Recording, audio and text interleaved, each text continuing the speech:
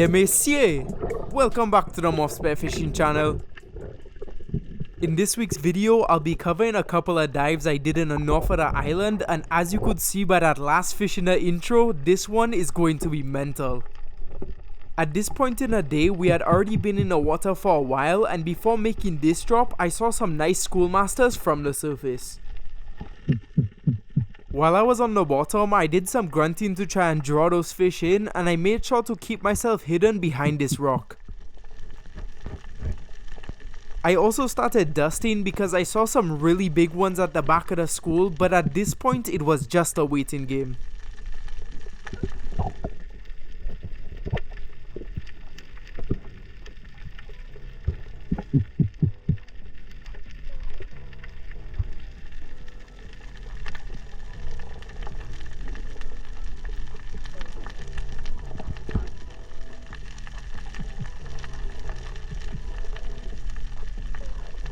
However, after a while my breath started to run out and I just decided to take one of the fish that were hanging in front of me.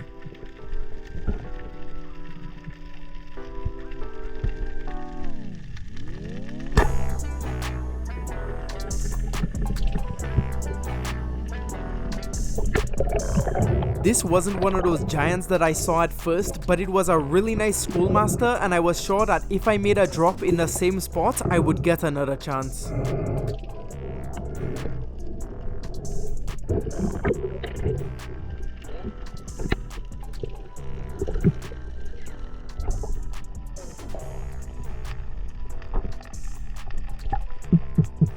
Just like on my previous drop, I started grunting to try and draw those bigger fish in, and this time I was fully prepared to wait for a long time.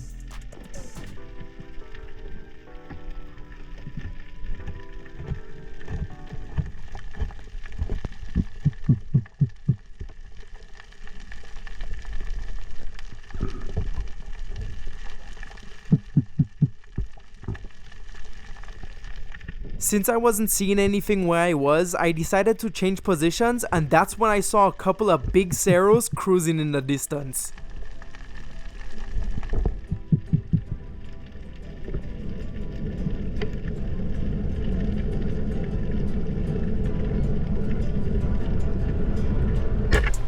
Cero Mackerels are some of the only fish I'll actively chase like that because most times you can predict their movement and cut them off.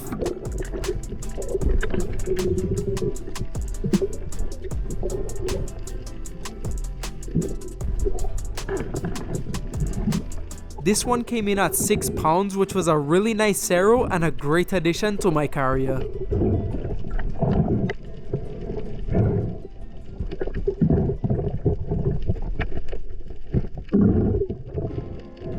On this day, I wasn't seeing a lot of fish, but the ones I did see were really solid, and right after I got this Cero, something caught my eye.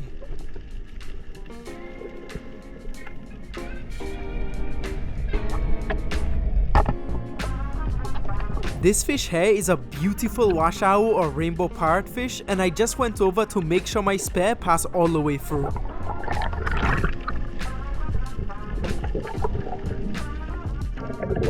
Oi!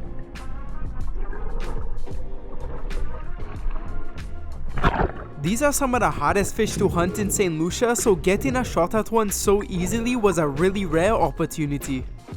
Also, this 6-pounder was my second one ever, and it really just showed how well this day was going.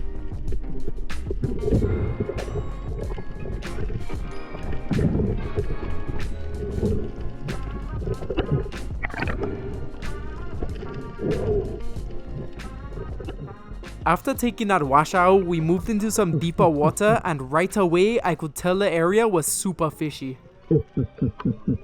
At one point I made a drop on a nice Mutton Snapper, and I ended up having the most humbling experience of my life. This pair of GIANT King Mackerel rushed me out of nowhere, and I pulled the trigger without any hesitation.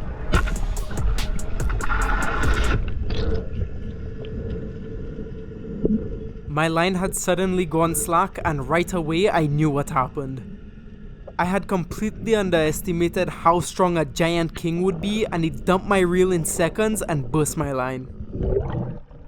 Oi! A king just going favor! A king! Like 40 pounds, doggy, bigger than you first one. The only other experience I've had with a king was this 36 pounder that I stoned, so I was completely unprepared for their unbelievable power. Huh? Oi! I get that on video, doggy. That take 2 seconds. Watch how much real line gone. Not even 2 seconds. That just. Look, I didn't start rushing for the backup shot. That's a. If that hit the end of that, my gun gone. Eh? The speed that cut with. Watch. That king was 100% the biggest and strongest fish I've ever been in contact with, and since it took my spare, that day was cut short. I did not. Just pack.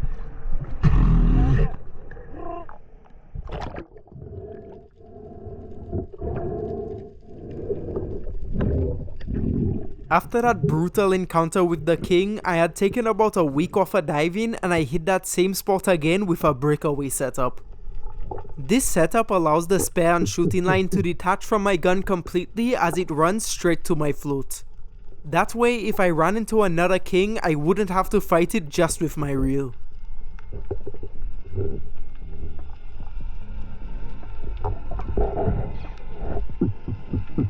On this first drop, I was in about 50 feet of water and I was getting really close to the area where I lost my king.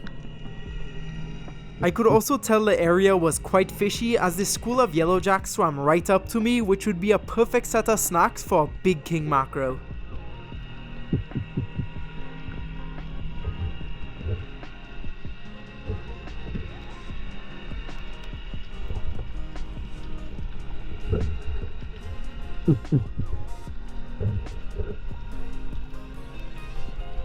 I wasn't going to shoot any at first, but since my breath hold was ending, I decided to take one to get used to the breakaway.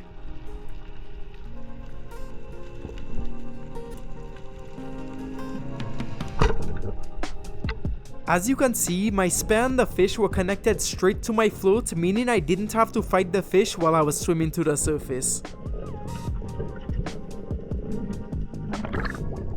For a fish of this size, it didn't make any difference, but for something much bigger, this setup would be very helpful. Regardless, Yellowjacks are easily one of my favorite fish to eat, and this 1 pounder was a perfect meal size. As I continued making drops, I made it to the same spot where I lost the king, and then I saw something lying on the bottom. It was the same spare I lost the previous week, and I could not believe I had just found it. With the way that king took off before my line had burst, I just assumed it took my spare with it and I didn't bother looking around afterwards. However, somehow it must have just fallen out to the fish right after I shot it, and it was still there waiting for me when I came back.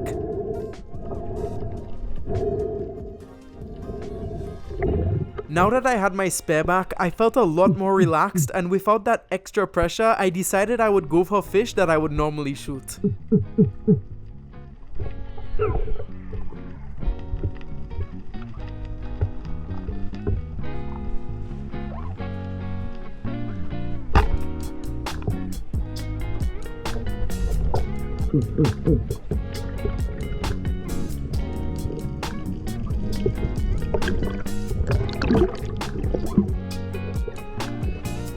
This blue runner was another nice fish to add onto my carrier, and as usual I got ready to make another drop.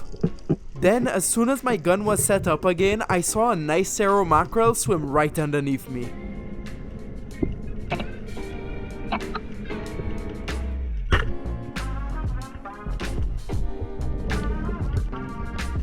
It wasn't a very big one, but these fish are amazing to eat, and it was nice to get something other than a jack.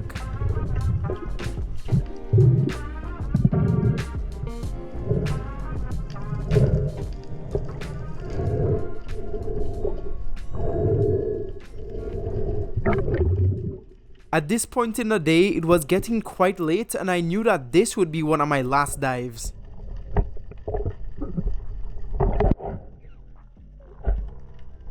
As I was getting close to the bottom, I saw some baitfish run by, and I was hoping that meant something bigger was behind them.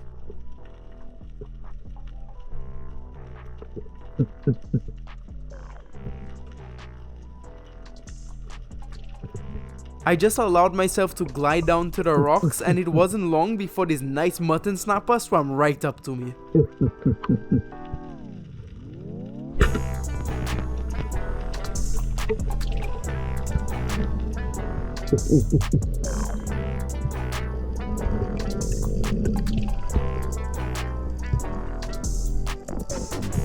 This fish may not have been the king I was hoping for, but I honestly have no complaints about a nice mutton snapper like this one.